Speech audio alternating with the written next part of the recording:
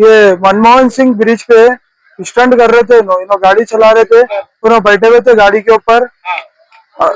मैं फोटो ले रहा था उनकी, तो गाड़ी स्टार्ट हो गई ना, स्टंट करे। अब नेक्स्ट टाइम कभी हम ऐसा नहीं करेंगे, पब्लिक को ऐसा हुआ हम कभी, हम उसकी तरफ से माफी चाहते हैं, अब से कभी भी नहीं करेंगे ऐसा कुछ भी। नेक्स्ट खत्म, सॉरी सर, अब से कभी नहीं होगा ऐसा। बहादुरपुरा फ्लाईओवर पे, मनमोहन सिंह फ्लाईओवर पे जाके स्टंट्स करे बोल के वायरल हुए न्यूज में। बहादुरपुरा पुलिस घर पे से उठा के काउंसलिंग करे आके।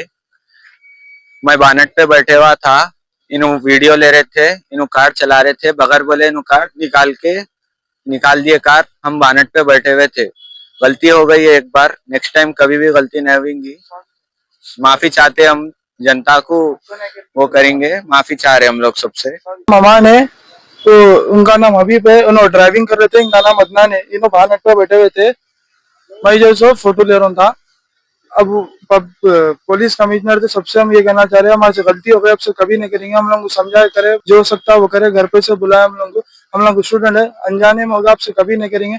हम सबसे माफी चाह रहे हैं, अगली बार कभी नहीं करेंगे, सॉरी सर।